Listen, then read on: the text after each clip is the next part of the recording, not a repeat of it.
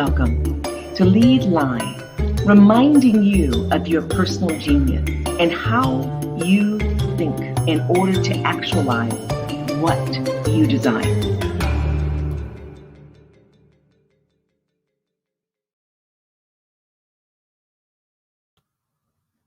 Hello, hello, hello.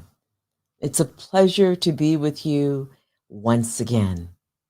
My name is Elnora Webb, or Dr. Webb, or Tina for family and friends. And increasingly, I get to meet more of you and welcoming you into that friend space. Lead Live. LEAD is an acronym for Leadership Excellence and Achievement on Demand. I am so pleased that we chose to leverage this platform. And I want to do a shout out to Roy Robles. That gentleman gave me a call more than 2 years ago and said, I am learning an online tool. It's called StreamYard. How would you like to create a broadcast? And we'll see where it goes. And I said, wow, absolutely. He didn't know the wow was that I had decided and put in writing more than 2 years or about 2 years before that I would do such a thing. In fact, it's in my 1999 vision statement to myself. It's incredible, and yet it's not. When you decide a thing, you put it in writing, you feel it, you accept it, you have faith that it's going to materialize. Not surprising. It in fact materializes. So I didn't know it would be Roy who would call me out of so-called thin air, and yet it was perfectly timed. And it led to very efficiently us coming up with the title LEAD, where I'd already created a course called LEAD, standing for Leadership Excellence and Achievement on Demand, that actually is launching next year online with 24/7 access to all of you who'd like to really delve more deeply into this whole notion of being the CEO of your life. Can you imagine that? And yet, not only are a number of you imagining it, you're living it. You understand that you're the chief executive of your life, and you're facilitating that for your family. So, today's topic, and thanks again to Roy, and then to Raleigh, and then to who we have now, Jethro, for making certain that we provide this weekly, leveraging this medium, StreamYard. And so, gratitude to StreamYard too. And to all of you who choose to tune in and leverage us now and leverage us later when you have time and it's not your lunch hour or you're not asleep or you fill in the blank. So today's topic is financial education. It's fun and it's essential. Played with that title a little bit. A lot of titles and ultimately landed with it's fun and it is essential. And I'll come back to the fun in just a moment. Let's talk about why it's essential.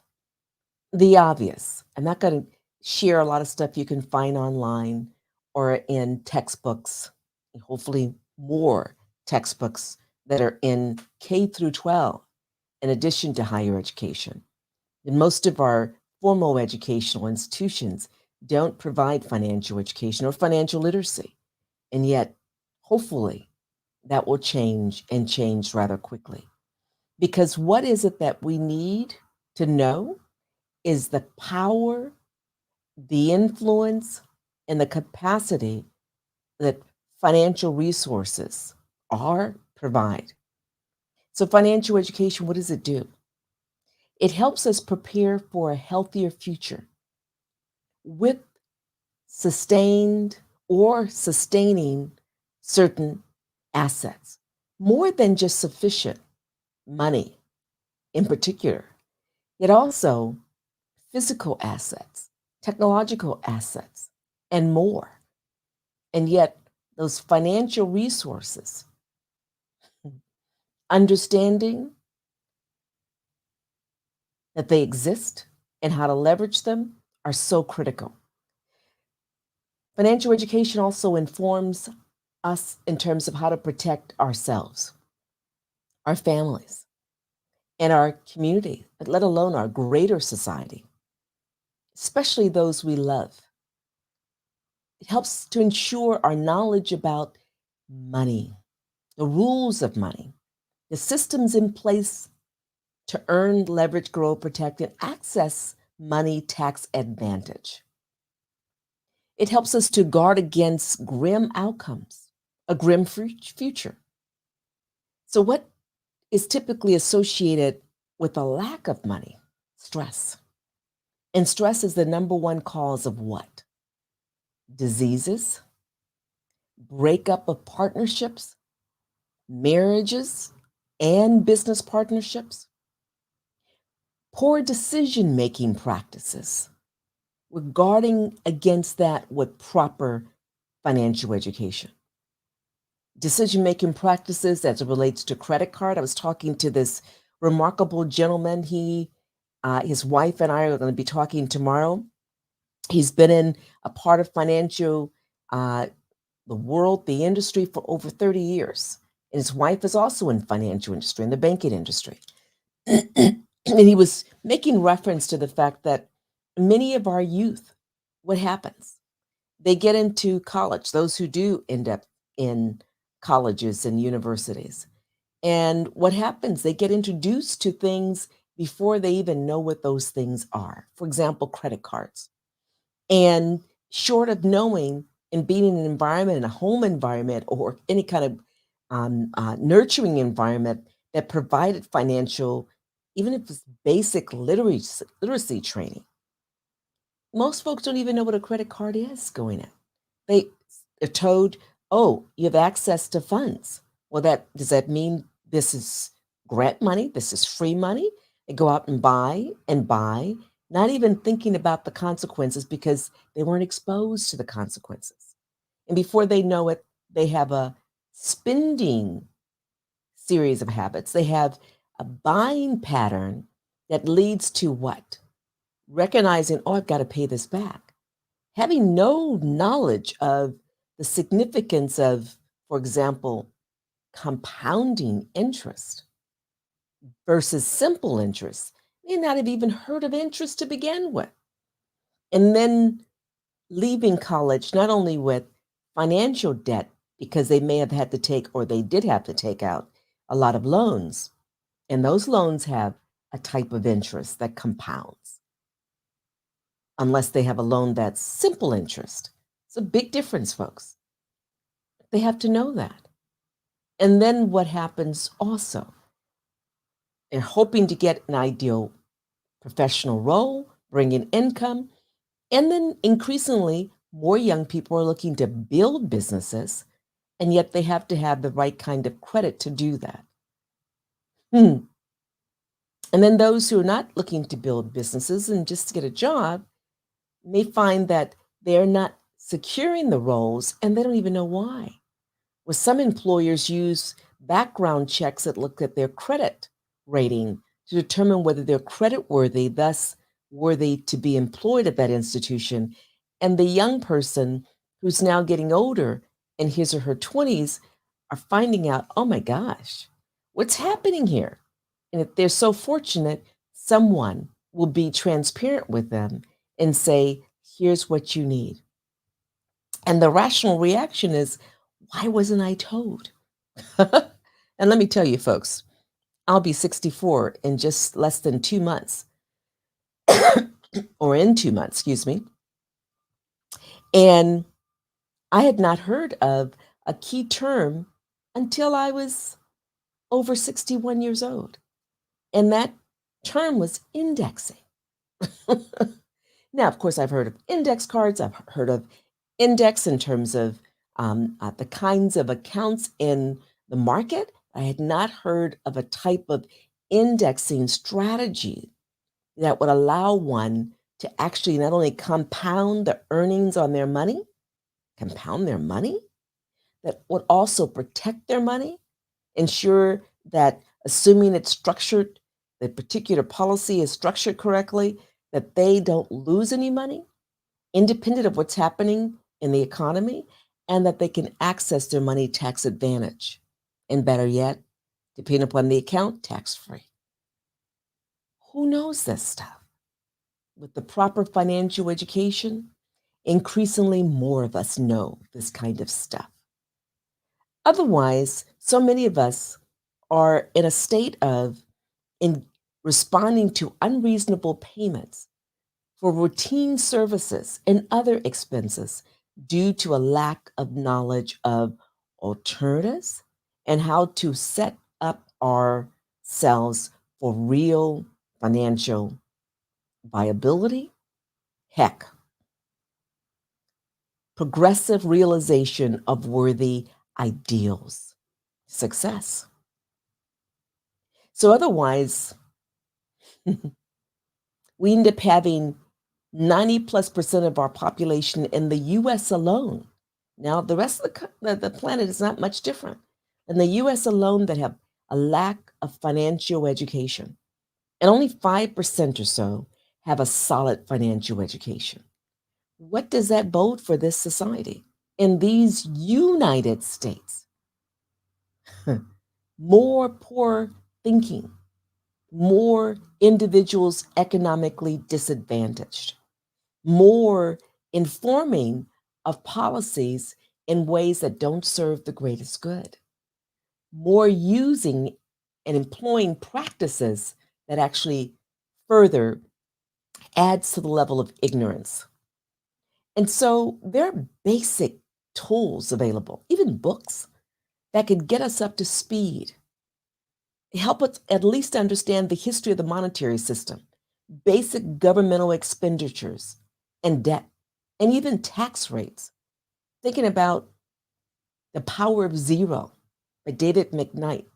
I could think about a number of books, some here, some in my other library.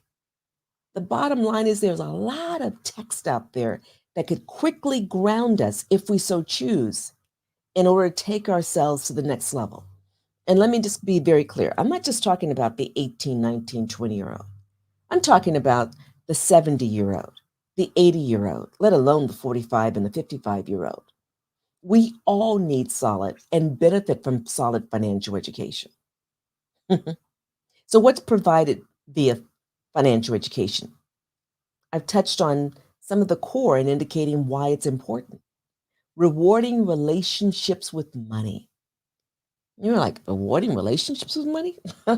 There's so many memes out there. There's so many statements. There's so many beliefs. There's so many feelings associated with money where people don't even want to talk about it. It's kind of like religion. Don't talk about it. Kind of like sex. Don't talk about it. Kind of like you fill in the blank.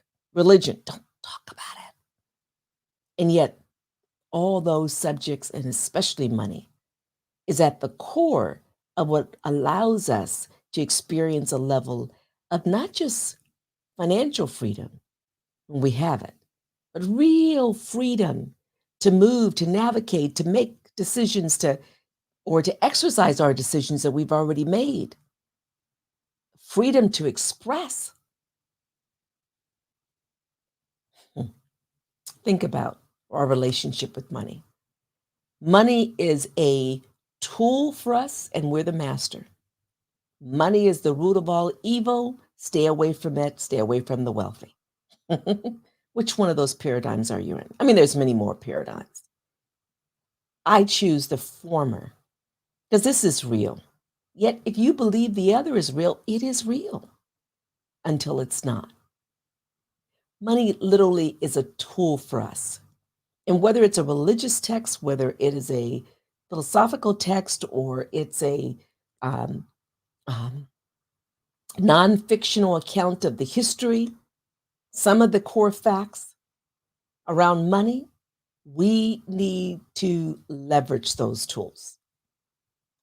There are thousands, literally thousands of statements, of stories, of messages, of guidance provided in those various texts. In the Bible alone, there's over 2,000 references to money in the affirmative, and that it is an instrument for us to leverage, to use. And it's not to be a master for us. We're not to love money. We're to leverage it, to use it, to compound it for the greatest good. In that context, to really be sufficiently free to be able to serve the Great Spirit, God. I call it energy, the Tao, the universe.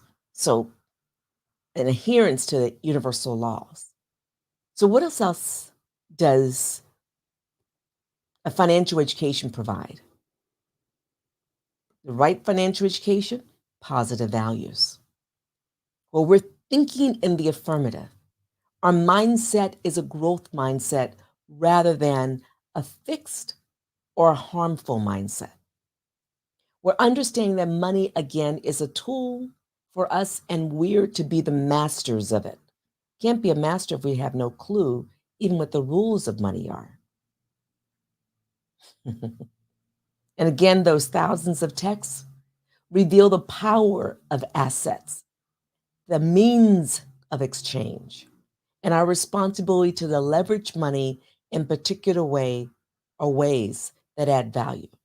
We're to be good stewards of money, to deal with challenges, leveraging what money can do, provide, to exercise discipline in the use of money to improve conditions with it, to enhance the lives of our own, of others with it, to teach subsequent generations, equipping our children especially, and others' children with continuing financial education so they're able to not only build on the legacy that we built, they're able to transfer that legacy and the corresponding wealth onto the next generation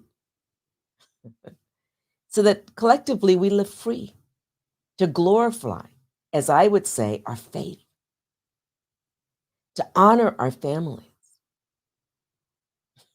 consistent with the universal laws, to build capacity of the collective, all humans,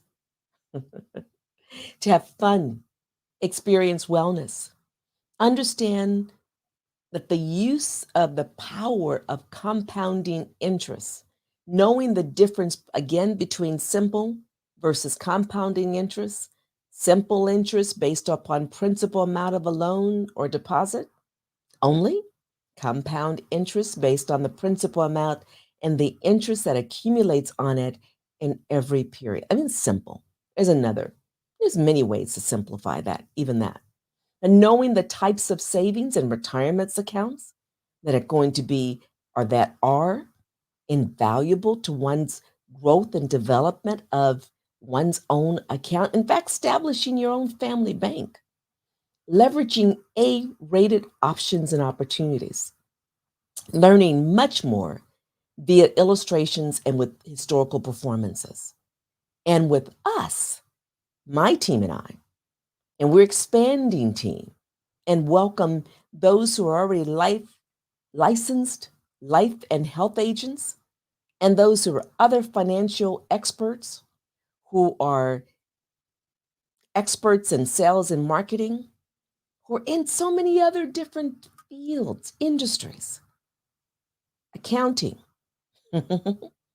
engineers, healthcare, lawyers, and others to join us as we provide complementary financial needs analysis and help people experience the fun exercises and events to build memories, more memories, and otherwise illuminate the power of building your finances in a way, or actually in ways that honors your life commitments, your faith, especially, and your family foremost. Life is fun. As I shared today, thanks to Jethro and Trisha, we shared today through social media. Life is fun. Let's have fun. Let's make memories. We have the moment that we're in now, folks. Let's have fun and create memories that serve us, energizing us. It helps to ensure our well being. So let's break down fun a little bit. Having fun, quite frankly, is an essential tool. Did you know That fun boosts the serotonin, a chemical that plays a key role in mood, sleep, digestion, bone and blood health, and healing. In fact, fun is known to relieve stress, enhance sleep quality, improve memory, increase creativity, enhance social skills. Quite frankly, fun helps to heal emotional wounds, and fun eliminates depression, folks. So think now about the fun we can have now. Personalize this for you. Feel now what brings big smile to your face. Act now. Take steps in the direction of that elevates the greatness that is already inside of you. Quite frankly, it's in every one of us. So we agree with so many of you that we are to plan for a desired future, honor the facts of the past, devote time to reconciling issues that matter and matters of concern. Yet we urge all to remember that we are only guaranteed the present moment, the moments that we get to experience. And those moments can be as awesome as we enable them to be. We get to enjoy as many of these instances as we choose. We encourage you to have fun now. Financial education, definitely essential. Having fun, integral. Integral. And so we make it integral to financial education. We encourage you to honor not only financial education, but the precondition and the outcome that it could provide. The precondition to financial success, leveraging financial education, honoring the fun that you can have now. The outcome of financial riches that you built because you were thoughtful, you were strategic, you were disciplined, you were unwavering, you were resilient, you leveraged a growth mindset. It didn't matter how you were perceived. You did it, and you did it in your own time. Have fun throughout that journey. Yesterday literally has already occurred. I'm reminded of this. This is tomorrow, future. We don't know what that brings us. This is what's already occurred. And this is where we're at in this moment. Leverage the moment now. While you plan for the future, focus on living now, acting now, have fun now. As you learn and grow and leverage what you learn and the experiences that enable you to grow, that advance you forward. And remember something along this journey. I think more of us now in this time know it, or at least express it, than I recall when I was 20, 30, or 40 for that matter. And that is that a precondition to awesome success, and you define the awesomeness for you, precondition to that is experiencing challenges, difficulties. And in fact, I firmly believe the greater the challenge, we're getting prepared for even more greatness. So it's seemingly unbearable. Just know that is an indication that the gift that's around the corner is awesome. So allow yourself to break through that terror barrier, even in fear, because on the other side of it, oh my God, wow.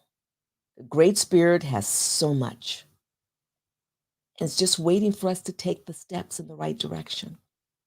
Just remember, fun is a precondition to your well-being, and that's what we want to convey. On the path to whatever riches for you, your family, the community, society at large, have fun. And have fun now. Wado.